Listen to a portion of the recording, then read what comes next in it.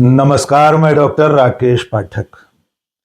दोस्तों, इस वक्त दिल्ली में सत्ता के सर्वोच्च गलियारों में जबरदस्त हड़कंप मचा हुआ है।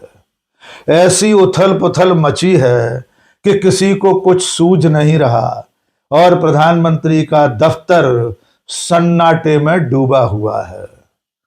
वजह यह है कि प्रधानमंत्री के कार्यालय के सबसे ताकतवर शख्स को वहां से बेदखल कर दिया गया है। इसके अलावा पिछले 24 घंटे में 2 और आला अफसर अपनी अपनी कुर्सियों से विदा कर दिए गए हैं।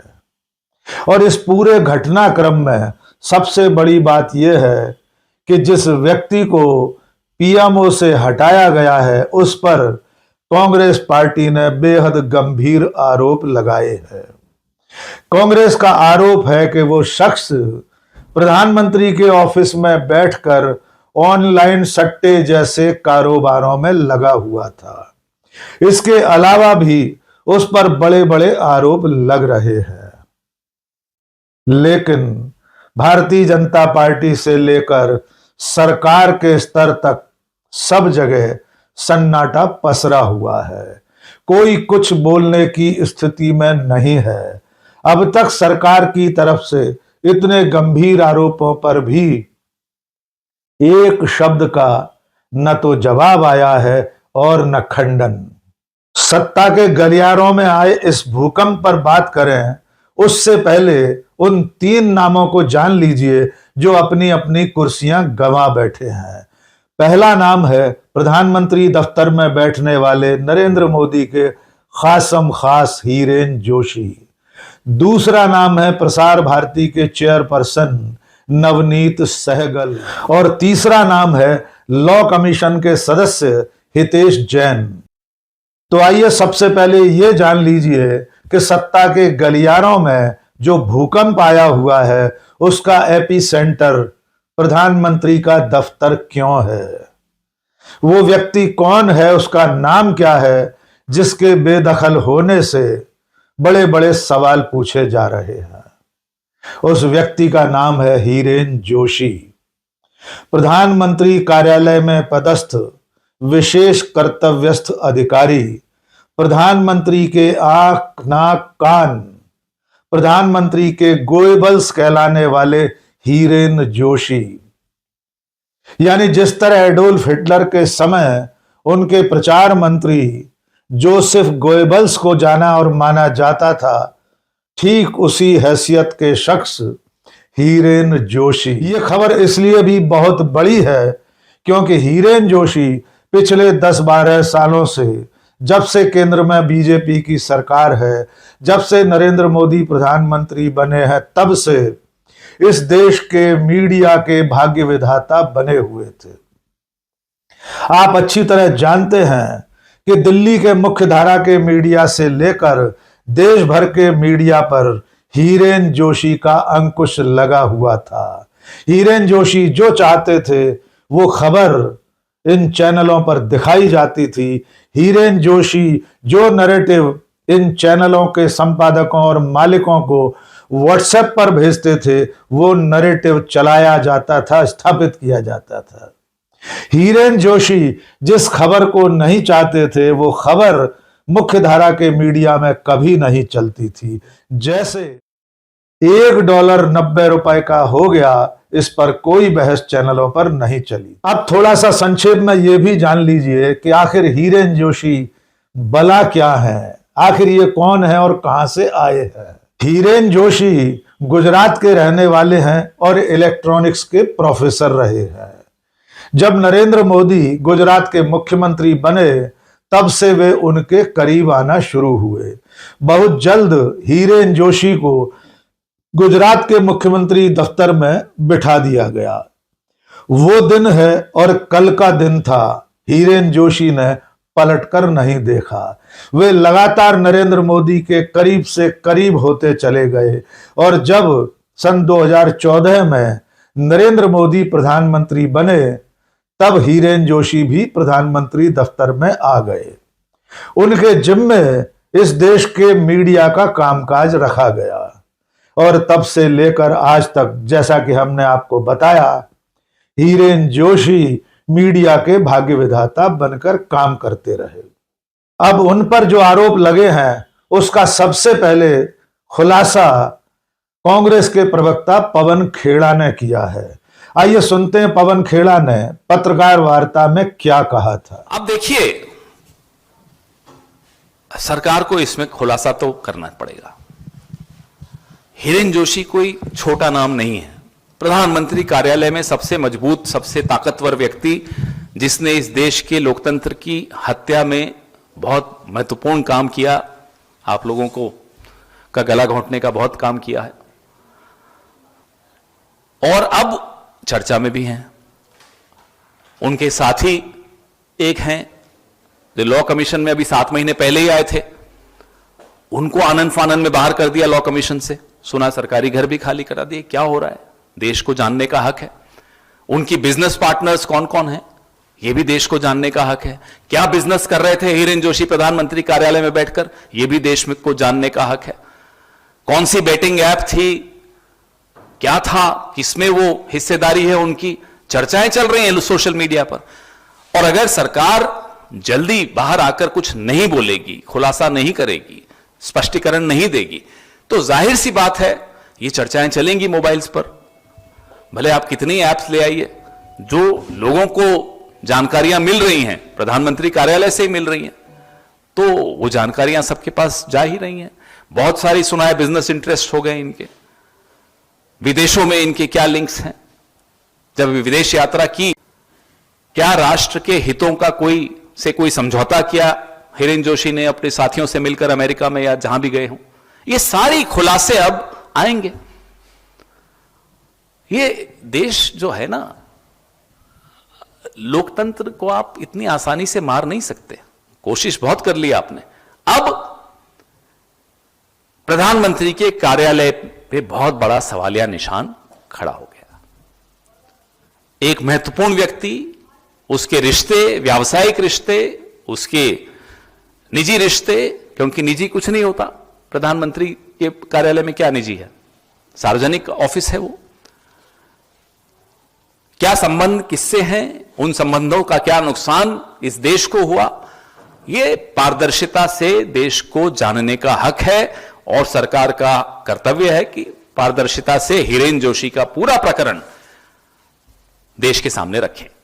नहीं तो हम तो रखेंगे। आपने सुना कि पवन खेड़ा आरोप लगा रहे हैं कि हिरेन जोशी प्रधानमंत्री के दफ्तर में बैठकर धंधा कर रहे थे, कारोबार चला रहे थे, ऑनलाइन सट्टे के कारोबार में लगे थे, जिसे बेटिंग ऐप कहा जाता है।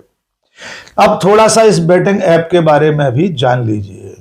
ये जिस ऐप की बात हो रही है उसका नाम है Mahadev betting app, Mahadev online सट्टा।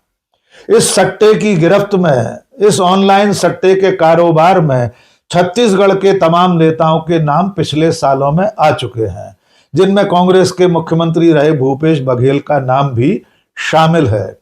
लेकिन जब पुलिस ने और एजेंसियों ने इसकी जांच की तो इसकी आंच हिरेन जोशी तक पहुंची है। इस महादेव सट्टा को चलाने वालों के नाम है सौरभ चंद्राकर और रवि उप्पल उर्फ तिहार वाला। इस जांच में जब हिरेन जोशी का नाम सामने आया तो प्रधानमंत्री दफ्तर के कान खड़े हो गए। हिरेन जोशी पर कुछ और आरोप भी लगे हैं। इनमें से कुछ आरोपों का खुलासा वरिष्ठ पत्रकार रूबी अरुण ने किया है। रूबी अरुण ने एक हिमानी सूद नाम की महिला के बारे में अपने सोशल मीडिया प्रोफाइल्स पर उल्लेख किया है। हिमानी सूद चंडीगढ़ विश्वविद्यालय की प्रो वाइस चांसलर रही हैं। इसके अलावा वे हिरेन जोशी के नजदीक आने के बाद इंडियन माइनॉरिटीज फाउंडेशन नाम की एक संस्था भी चलाती हैं।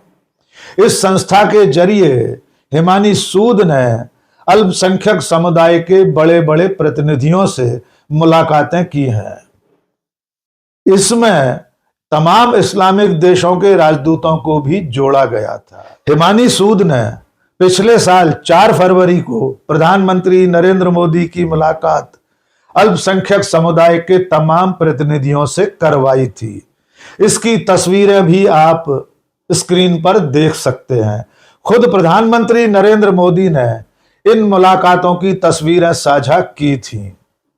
हिमानी सूद पिछले साल लोकसभा चुनाव से पहले प्रधानमंत्री नरेंद्र मोदी की तस्वीर लेकर वेटिकन गई थी।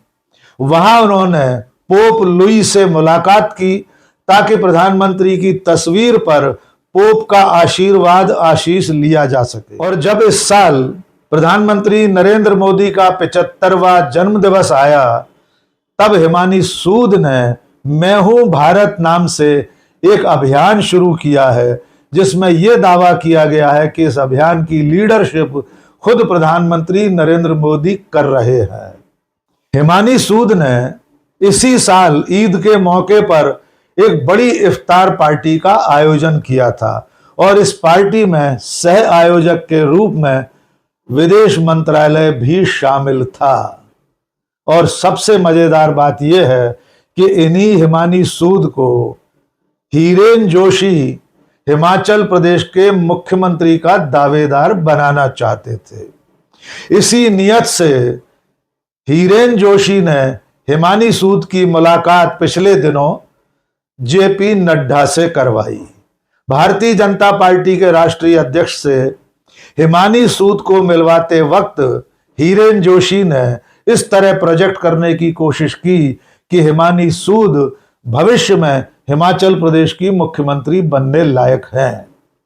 लेकिन इस मुलाकात की जानकारी जब जेपी नड्डा ने अमित शाह को दी और फिर यह जानकारी अंत में अमित शाह के जरिए प्रधानमंत्री तक पहुंची, तो प्रधानमंत्री नरेंद्र मोदी बेहद खफा हो गए और अंततः प्रधानमंत्री दफ्तर में बैठकर तमाम कारोबार में लिप्त हीरेन जोशी को बेदखल कर दिया गया है। हीरेन जोशी पर यह आरोप भी है कि उन्होंने सतनाम सिंह संधू नाम के एक व्यक्ति को राज्यसभा सदस्य बनवाने के लिए करोड़ों रुपए की रकम ली है। इसके अलावा वे रिलायंस इंडस्ट्रीज से भी करोड़ों रुपए का सेवा शुल्क लेते रहे हैं। इन गंभीर आरोपों के बाद प्रधानमंत्री नरेंद्र मोदी ने अब तक अपने आंख कान बने हुए हीरेन जोशी को पीएमओ से बेदखल कर दिया है। हीरेन जोशी के मामले में सबसे गंभीर बात यह है कि कांग्रेस के आरोपों के बावजूद सोशल मीडिया पर चल रही तमाम खबरों के बाद भी न तो प्रधानमंत्री कार्यालय ने इस पर एक भी शब्द कहा है और न भारतीय जनता पार्टी की ओर से कोई भी प्रवक्ता इसका जवाब देने सामने आया है। अब दो और नाम जान लीजिए जिन्हें पिछले 24 घंटे में अपनी कुर्सी गंवानी पड़ी है। इनमें हीरेन जोशी के बाद दूसरा नाम है नवनीत सहगल का। नवनीत सहगल उत्तर प्रदेश काडर के आईएएस अधिकारी हैं, उत्तर प्रदेश के तमाम मुख्यमंत्रियों के बेहद करीब रहे हैं और कुछ साल पहले उन्हें प्रसार भारती का चेयरमैन बनाया गया था। लेकिन नवनीत सहगल ने अपना कार्यकाल 1 साल बाकी रहते हुए भी कल इस्तीफा दे दिया है। उनके इस्तीफे की कोई वजह सामने नहीं आई है। जानकारों का मानना यह है कि नवनीत सहगल से भी इस्तीफा लिया गया है।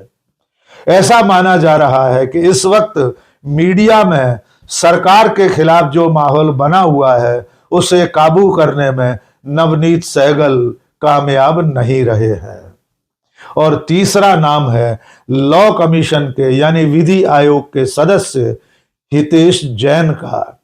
हितेश जैन से भी इस्तीफा ले लिया गया है और यहां तक हुआ कि चंद घंटों के भीतर उनका सरकारी आवास भी खाली करा लिया गया। हितेश जैन के इस्तीफे की भी कोई वजह अब तक सामने नहीं आई है और उसमें भी चंद घंटों के भीतर उनसे सरकारी बंगला क्यों खाली कराया गया, इस सवाल का जवाब भी अब तक नहीं मिला है। तो दोस्तों, जैसा कि हमने आपसे शुरू में कहा कि इस वक्त दिल्ली में सत्ता के गलियारों में भूचाल आया हुआ है और इसका केंद्र बिंदु है प्रधानमंत्री का दफ्तर और उस दफ्तर की एक कुर्सी पर बैठने वाला नरेंद्र मोदी का गोएबल्स हीरेन जोशी। और अब हीरेन जोशी कहां हैं, वे अब कौन सा काम संभालने वाले हैं, अब आइंदा उन्हें कोई जिम्मेदारी मिलेगी भी या नहीं, कोई नहीं जानता। लेकिन जिस तरह से उन्हें कुर्सी से हटाया गया है, जिस तरह उन्हें पीएमओ से बेदखल किया गया है, उस पर संदेह के बादल गहरा रहे हैं। और जब तक पीएमओ खुद या भारतीय जनता पार्टी की ओर से, सरकार की ओर से कोई जवाब नहीं आता, तब तक ये सवाल मुंह बाए खड़े रहेंगे। आज के इस वीडियो में बस इतना ही। बहुत बहुत शुक्रिया। जय हिंद।